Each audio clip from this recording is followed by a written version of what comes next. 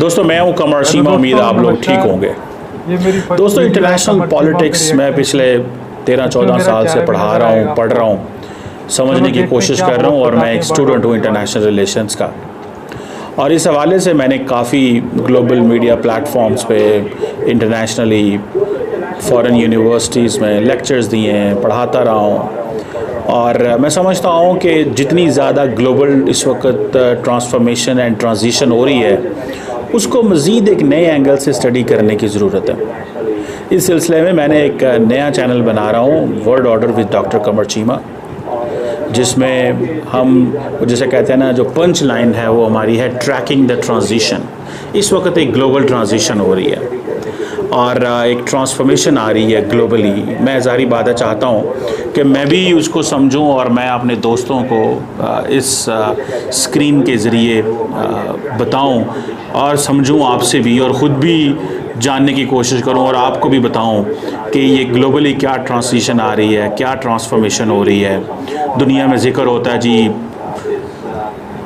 अब middle east के अंदर इज़राइल एक सुपर पावर है। क्या इज़राइल एक सुपर पावर है? क्या ईरान एक पावर नहीं रही? क्या ईरान की प्रॉक्सीज ख़त्म हो गई हैं? क्या इंटरनेशनल सिस्टम जो है वो मल्टीपोलर है या यूनिपोलर है? जो अभी ईरान की और इज़राइल की जंग हुई है, उस पे जो कुछ ईरान के साथ हुआ, उसमें क्या पता चलता है कि हमें ना तो इंटरनेशनल सिस्टम नज़र आया, ना यूएन चार्टर नज़र आया, ना हमें वो ताकतें नज़र आईं जिनको दुनिया उम्मीद समझती है। कोई हमारे यहाँ पे पाकिस्तान, भारत, साउथ एशिया में और पूरी दुनिया में कहा जाता है कि there is a rise of the rest. वो कौन सा रेस्ट है? क्या रेस्ट है भी कि नहीं है?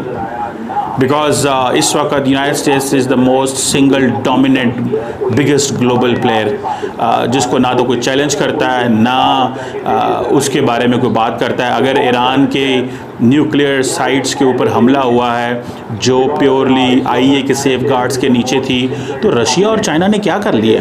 कुछ भी नहीं किया। ये तो कोई हम नहीं कह सकते कि ये कुछ कर सकते हैं। मुझे तो इनसे कोई उम्मीदें नहीं है। और दूसरा में सवाल है कि जी सेमी पेरिफेरी का क्या रोल है? Countries like Saudi Arabia, India, biggest democracy, getting India is becoming the fourth largest economy now. What role do they have to play? Brazil या हम ब्रिक्स की अक्सर बात करते हैं, टर्की, तुर्की, इनका क्या रोल है? ये ग्लोबल सिस्टम में क्या किरदार अदा कर सकते हैं? Are they at the receiving end या कि नहीं है? फिर इसी तरह हम अक्सर ट्रेडिशनल सिक्योरिटी की तो बहुत बात करते हैं, पर हम नॉन ट्रेडिशनल सिक्योरिटी की बात नहीं करते। मैं चाहता हूँ कि इस चैनल पे मैं सारे बड़े जो टॉपिक्स हैं, those topics which are linked with the global international system, या वो डिबेट्स जो ग्लोबली हम डिस्कस करते हैं, लेकिन from south Asian lens, from Pakistani lens, हम उसके ऊपर बात कर सकें। और सवाल ये पैदा होता है कि क्या दुनिया मल्टीपोलर है या दुनिया यूनिपोलर है? कई लोगों का कहना है कि नहीं जी, दुनिया जो है वो यूनिपोलर है। कई लोगों का कहना है नहीं, मल्टीपोलर है। लेकिन रीसेंट कॉन्फ्लिक्ट ने बताया है कि दुनिया जो स्टिल जो है यूनिपोलर है। ये जो क्वेश्चंस हैं ये बड़े इंपॉर्टेंट है। इसी तरह हम देखा है तो क्या पता चलेगा दुनिया में क्या कोई नए अलायंसेस मौजूद हैं या नए अलायंसेस बन रहे हैं, और वो कौन से अलायंसेस? अक्सर कहा जाता है जी पाकिस्तान, चाइना, रशिया, तुर्की, ये सारे मुल्क जो हैं ये एक नए अलायंस का हिस्सा है। मुझे तो ऐसा कोई अलायंस नज़र आता नहीं है और ना ही इनकी कोई एफिकेसी है। लेकिन फिर भी ये ऐसे सवाल हैं जिनको जारी बात है मैं चाहता हूँ कि स्टडी किए जाए। मैं चाहता हूँ कि जिनको रेलिवेंस दी जाए, जिनको वैल्यू दी जाए। मैं चाहता हूँ कि ये जो एरियाज़ हैं इनको डिस्कस किया जाए। और why US is still the most dominant power? It is because United States is the strongest military in the world, or does United States control the entire economic order in the world, or United States has the single most dominant political control over the system, या America अपने alliances के ज़रिए जो है वो ज़िंदा है? क्या है जो चीज़ जो है वो अमेरिका को डोमिनेट रखती है? क्या वो चीज़ है कि जिसमें चाइना, रशिया सामने नहीं आ सकते? ये कैसे स्टिल अमेरिका एक डोमिनेंट पावर है? और दूसरा ये है कि क्या अक्सर there is a question since president Donald Trump is in power, we have seen it seems that the Indo Pacific is dead. कोई अमरीकी सदर जो है, जिस तरह पहले 2-3 सदूर थे, वो बहुत ज़्यादा बात किया करते थे इंडो पैसिफिक की, लेकिन अब वो कहते हैं कि नहीं, इंडो पैसिफिक के बारे में तो कोई बात ही नहीं करता. We haven't heard Donald Trump talking about Indo Pacific. They want to control China through tariffs. So Donald Trump doesn't want to give billions of dollars to all these countries in the region, in Indo-Pacific. They don't want to empower them. वो कहते हैं इनको हम weapons देंगे, सारा कुछ देंगे, तो हमें क्या मिलेगा इसमें? कुछ भी नहीं मिलेगा.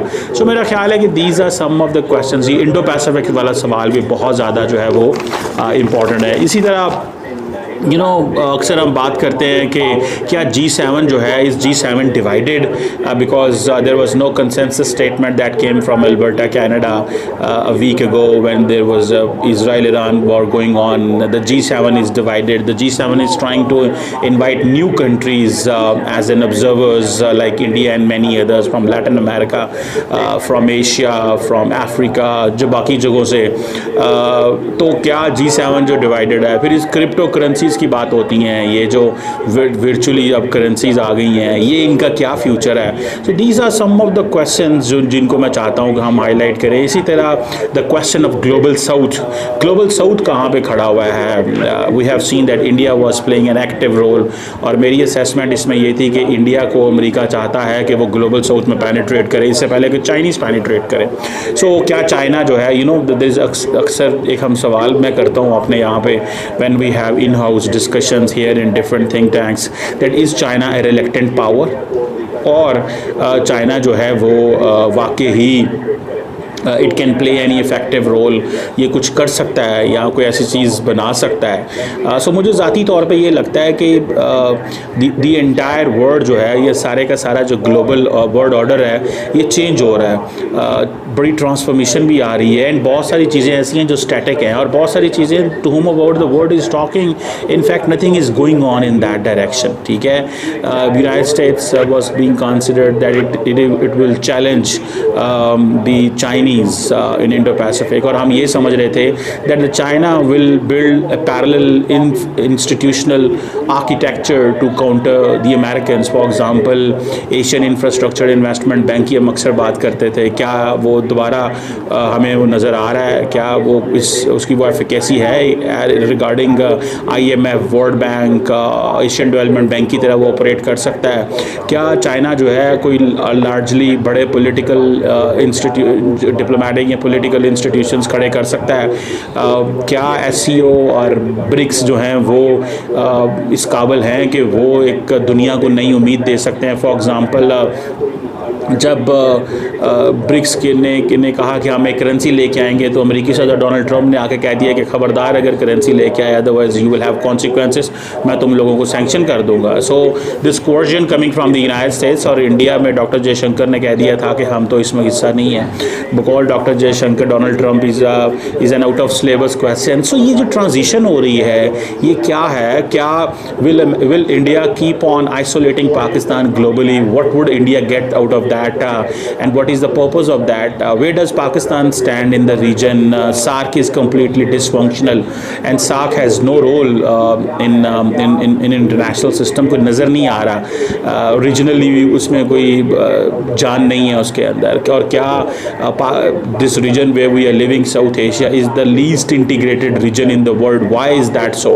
So there are so many questions, obviously, जिनको मैं चाहता हूँ कि इन सवालों के जवाब दिए जाए. So I will definitely work with colleagues, friends, analysts, scholars, professors, politicians to come and engage with us and help us understanding these tough भी हैं और easy भी जो सवालात जो है, ताकि इसको मैं चाहता हूँ कि इसको हम एक नए ज़ाविये से करने की कोशिश करें.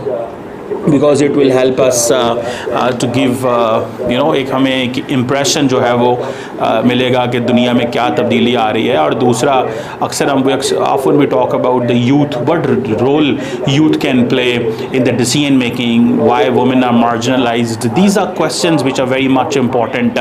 Why the environmental changes which are coming. For example, monsoon जो है वो भारत और पाकिस्तान में बहुत जल्दी आ गई है. Normally this is in the July August में होता है ये, तो इसकी क्या, ये जो एनवायरमेंटल ट्रांसफॉर्मेशन हो रही है इसका कैसे देखा जाता है। And then at the end of the day एक सवाल ये भी आता है कि सिंस डोनाल्ड ट्रम्प पावर में आए हैं तो ये जो एनवायरनमेंट जैसे नॉन ट्रेडिशनल सिक्योरिटी थ्रेट जो है, why this is not the talk of the town, why is this no more a debate which must be globally होनी चाहिए। और ये वो बेसिकली सवालात हैं जिनको, और दूसरा जो सबसे इम्पॉर्टेंट इस खित्ते के हवाले से अगर बात करूँ, will India attack again in Pakistan? What will Pakistan do? Is Pakistan going to buy the new military hardware? Is Pakistan going to go for the joint ventures with the Chinese? Will the West open shops for Pakistan so that we can buy the Western military hardware the way they are giving, that kind of a preferential treatment to the India? So there are so many questions which I really wanted to answer. There were so many things, discussions, debates जो कि Pakistani lens से होनी चाहिए, लेकिन this is going to be all एक ये strategic level के conversation होगी। It will all be about bigger topics, bigger जैसे कहते हैं ना कन्वर्सेशंस इसके अंदर होंगी। It will be a platform जिसको हम यूज़ करेंगे to unearth those particular queries which normally are not understandable, और particularly वो questions जिनको हम सोचते रहते हैं लेकिन हम उनके जवाब नहीं ढूंढ पाते। So I will try my best as a student of politics, आपसे भी सीखेंगे, मैं भी बोलने की कोशिश करूँगा, एंड हम अपने जो गेस्ट होंगे उनसे भी सीखेंगे। So please keep following this new channel Word Order with Qamar Chima, और keep following the developments in this channel. Thank you very much. Hello दोस्तों, ये कमर चीमा साहब का नया चैनल आ गया, नॉलेजेबल चैनल है। इस चैनल पे नॉलेज वाली चीज़ आएंगी। इसमें सुना है लड़ाई झगड़ा वाली, वॉर वाली, ऐसी कोई चीज़ नहीं आएगी, केवल नॉलेजेबल चीज़ें आएंगी। शायद जो इंडिया ने इसका चैनल बैन कर रखा है उस वजह से ये चैनल निकाला है कि दोबारा मेरा चैनल बैन ना हो पाए, इसलिए ऐसे टॉपिक नहीं पकड़ेगा जो इंडिया को हार्म करें, पाकिस्तान को ऊंचा दिखाएं, इंडिया को नीचा दिखाएं। तो ऐसी वीडियो बनाएगा नॉलेजेबल जो न चलता रहे, बंद ना हो बीच में, इंडिया में भी पाकिस्तान में भी। तो मैं ऐसी वीडियो पे छोटा छोटा रिएक्शन देता रहूँगा। देखो शक्ल पसंद नहीं आएगी, सॉरी, क्या करूँ, बीमार हूँ, सॉरी उस चीज़ के लिए। बेड पे लेटा हूँ, लेटा नहीं हूँ, लेटा ही हूँ, 10 साल हो गए भाई साहब, सॉरी इस चीज़ के लिए। मैं वीडियो पे रिएक्शन देता रहूँगा। प्लीज़ मेरे को प्यार दीजिए, कमर चीमा साहब की तरह पहली वीडियो डाली, यूट्यूब के फर्स्ट पेज पर थी, फॉलोवर थे, सब्सक्राइब देखना 2 दिन में हो जाएंगे 1000 सब्सक्राइब। चलो देखते हैं क्या दिखाते हैं आगे। फ़िलहाल इस वीडियो पे आज इतना ही। Thank you so much.